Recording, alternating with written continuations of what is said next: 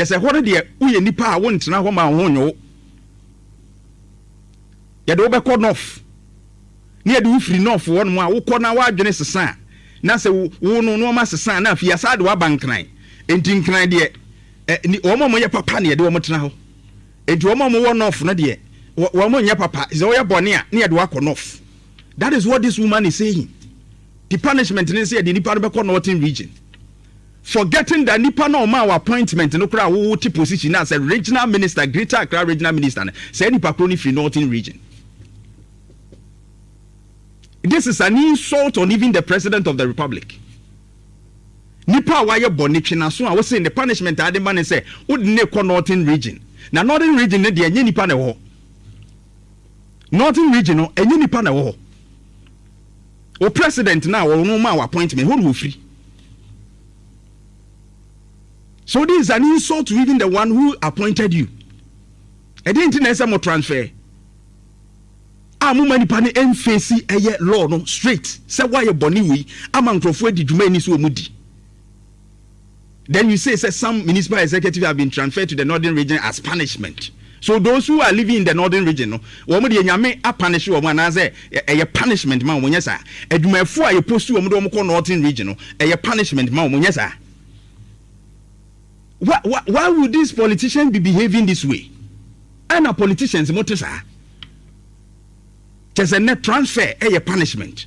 Na sabi baby a bet transfer ni pana ko nyam enye nipa ne gu emo ne gu on. Omu de omu hia sa particular eyini bi. Enti won ko sell. Ni suban ye the emphasis suban no emani mfiri nkran de empe suban boni northern region de pe suban boni sa na lenda Ocloo pe chosire. That's what you want to say. Tinia de na firi nkran ni akoto na twene ho. In fact ye wo man mu na de bia no wo behwe no na manfo asisi dan aye projects ewo emia eya na ebisa ye ho senti mpanimfo wo krum said de eya na ebisa ne se mpanimfo wo krum ade. Because there are people who are giving responsibilities so much as a cronin to trieno, you better to niye. But what happens? And can cry pumpunimantemua. This issue has been always happening. Aya dear persistent. But I say, debia amanyuku webeba na wabeya yes ye manage ni abeya sa na yedeko. Ebia eni se ni pakura etna. Na obi se sa bia na yede amano. Na obi agi hu sika wachire na nipa na ye project ebe wiase ne ho no kura anye ba bia ese etna na enkrampumprima ntemu ukopie ewo eye Tema West municipal enkrampumprima ntemu ho asem ne de ye ka na forestry commission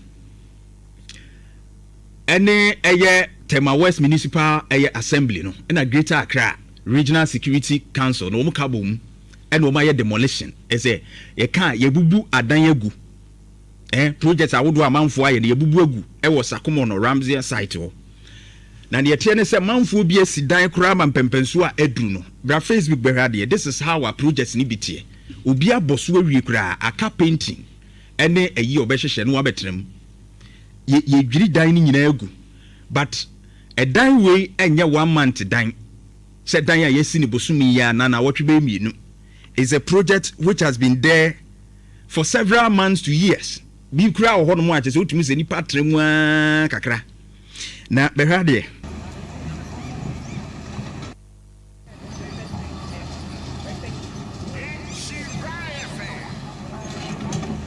Ejad fiato. Ye kanu se de tie na fa de anim osronim. Akoko atenase.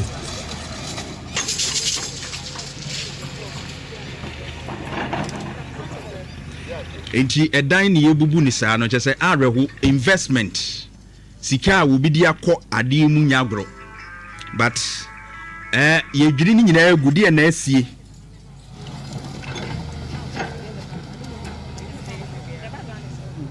This is what is happening in Debia enye nankwa ni bisi esi Debia. Just come to Facebook and see buildings e wo ha nyina de wo hu se sanso ni nyina wo mebu ni nyina agu. Iti the camera ne da so ni nyina mbebu ni nyina agu including the omoye foundation and ade ni si hu nyina ya ye market for demolition.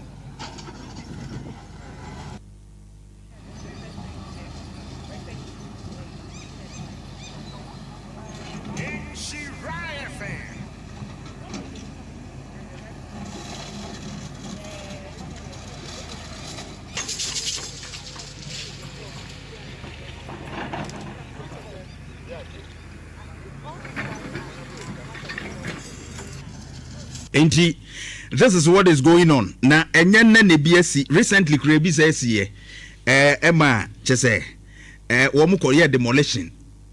My greater Accra regional minister beka ho asem Ocloo ya enche kra just about a month ago. And na ene Ramja site die so aba ewo eye Sakumo no. Na ade wei esi ye no e na greater Accra regional minister ensentrofo ne di nkomo na wono mo ebisa se why se saadi we empanifo ni bi etra se ma ewie ansana ya betu ho anamo na say no so kan yentie no. If you issue a permit to an illegal, knowing very well that the place is illegal, issue permit, you also face the law. Some of them has been transferred to the north. I mean, just to serve, I mean, as a kind of punishment for them, so that. Mebaho na before me hu ade we no, ne me bisa me ho ne say, why do we always allow these things to happen? Edinti ne ma ye ho kwan ma sa ade esiwie. Operations no, yese baabi o masisi dan no e wo baabi ensuo fa. Enti no eni se wo motena ho. Ebetumi amansuiri aba nkra bumpuni mantemo Sakumo no na sefo no Ramsia site ho no. Enti no eso wo mububu sa dan ni nyina egu. But the question is that your metropolitan assembly, municipality ne district assemblies no mu dwumadie pa ene sei. Ye bo aban krachi din e de ni kosi sa amia no a. Edi dwumadie pa no mu di. Is it about the air condition na nko am kotremu a? Honorable. Is that the only thing? It seems like your metropolitan municipal district assemblies now you're too relaxed. And this thing is slowing development. I don't really understand. How can we have an MCEDC in areas like this? A bank crash, uko assemblies no your environmental departments ya wonu behwe say yempotem nsem no ma nyina betumi akoyie your town planning for so a almost offices ni bi wo ho municipalities district ni nyina e wo officers ya they are supposed to take charge nadmo for e wo ho offices so wo a wo betumi akwa abonten ahwe say ebi si dan wo ba bi a enya edi atoyere nchen bebre yen. What do these people do? Ade no mo ye eya katua no nko a ura allowances so mo je so anya asem ketwa o eni nyina no gina municipal chief executive no so because we be coordinate wo mu nyina adwumadie amanatumi akoyie. But it seems like the assemblies are so relaxed e was anu mayu esi wi ansa na betu hu anamo hwe ba bi obi asidan adu. So why na tina ho mo see dan no a o mo hyase why na ma permit see yen see dan? Well, these are the questions we are asking, because obi ntumi nsore keke no the mason fo akọ no the contractor akọ so okosi dan. Why na ton sa asase ne ma no? Why na man permit so onkosi dan no? There are some people behind all these things that are happening no. Ya won krofo bi o mo hyase ntia wenu mu enyina ekoso tu be wo so obi asidan wo nsuom obi asidan wo ba bi a eni se osidan no a ya won krofo bi e wo assemblies no district municipal and metro no a wono mo bua ma sa krofo permit na no zuba ekọ nanti mu o kan so mo be ye kwan ya hojo eyi stretch no so ne ade manfo nyi o mo container manfo enyi o mo structures o maye no obi tumi ko right inside no de krata aba se ya ma me permit dada. And so near Nimsesa Bia and Nipanekotna no nya bia papa. There are some people Omia nation records among Bofua, Womusha Assembly Municipal Noa, Womudi Sedumano. It will MC, DC, no one and now was obey supervision, you become monitoring there. Some of these things will be happening. Now not Mofua was our area hono. Dear Dumapa na Motiwa Moye. And I understand why this keeps happening. The entire way it keep happening all the time, because yen shada punishment biya eye papa biya. So the regional minister no.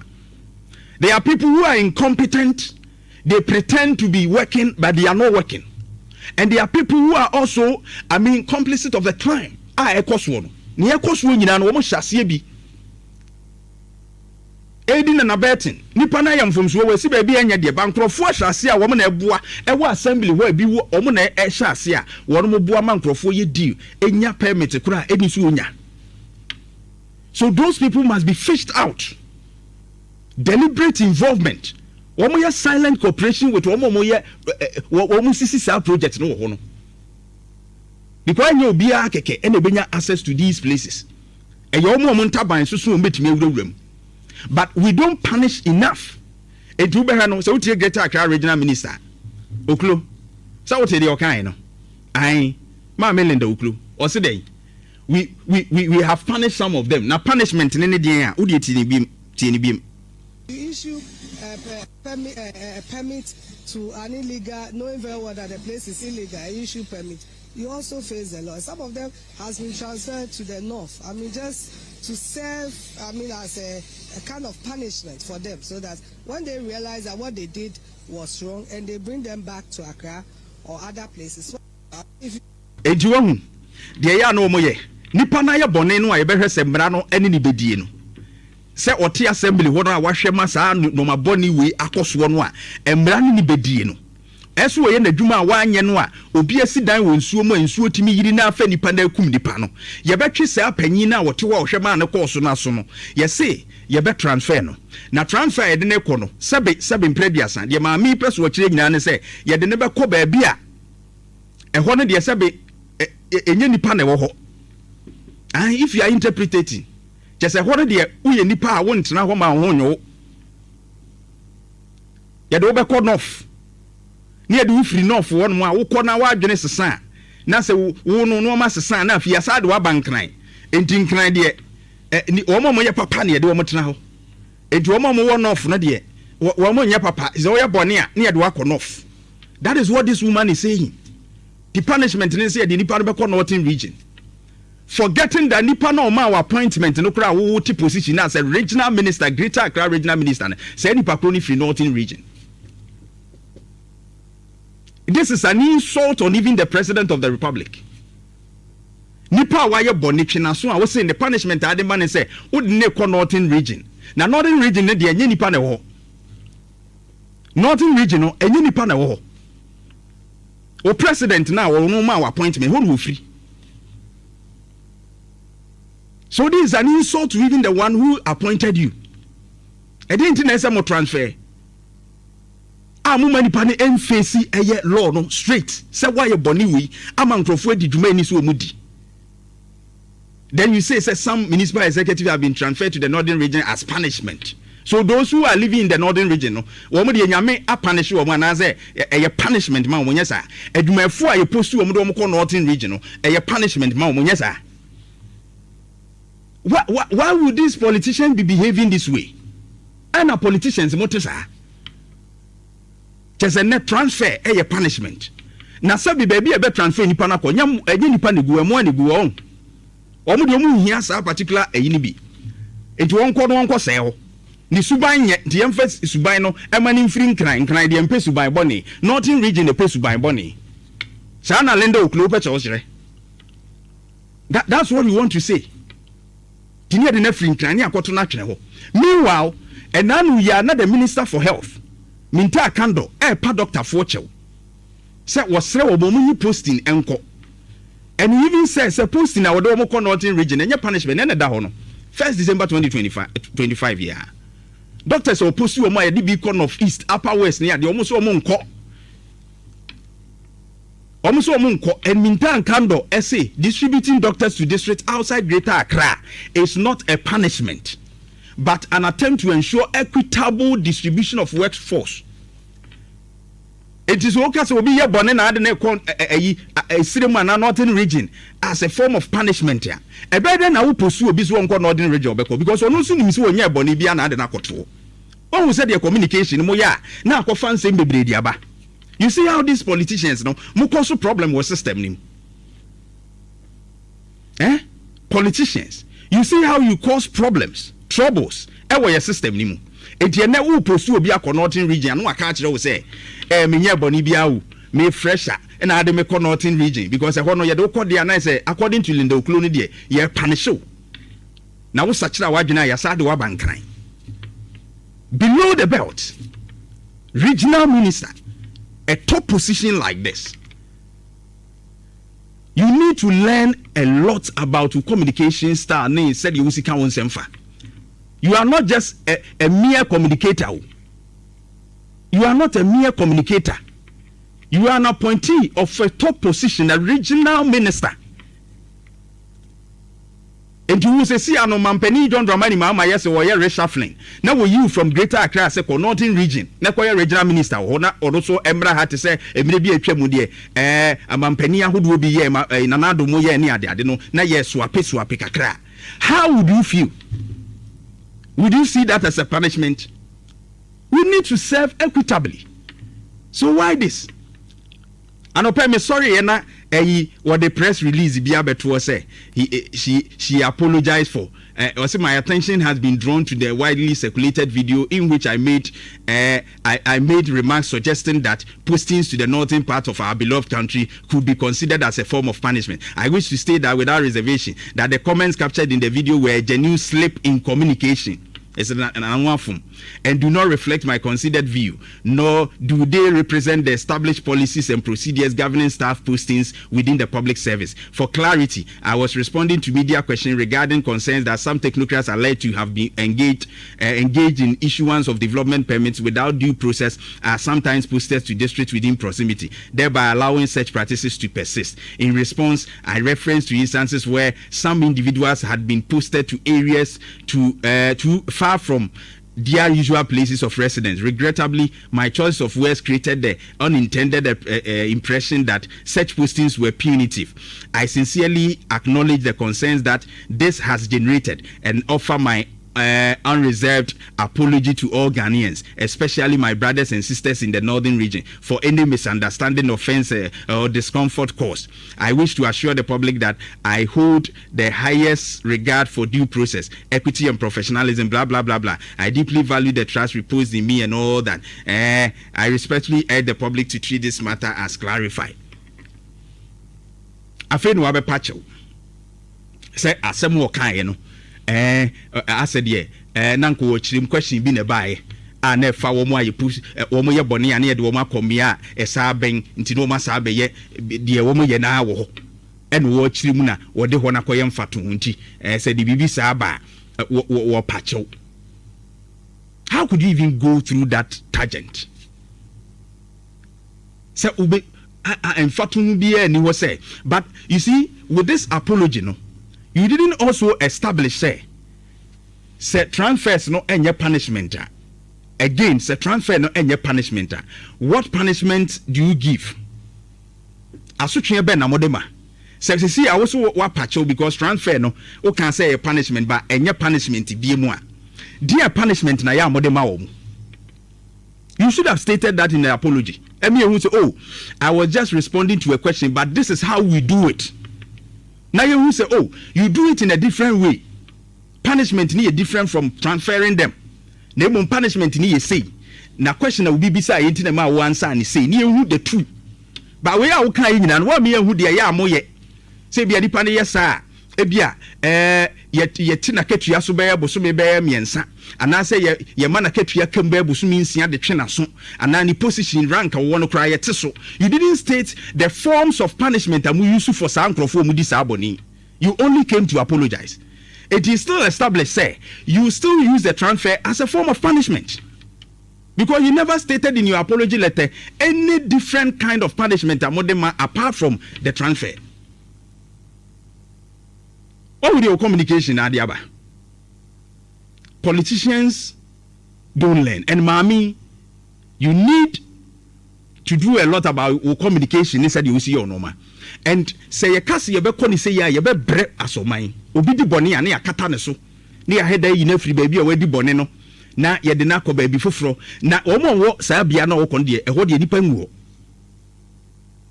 Say ade ekum nipa na ade sei nipa. Ehwo ne de wo kon won koye mane nkokum nipa nko sei nipa. Enye nipa de gu ho.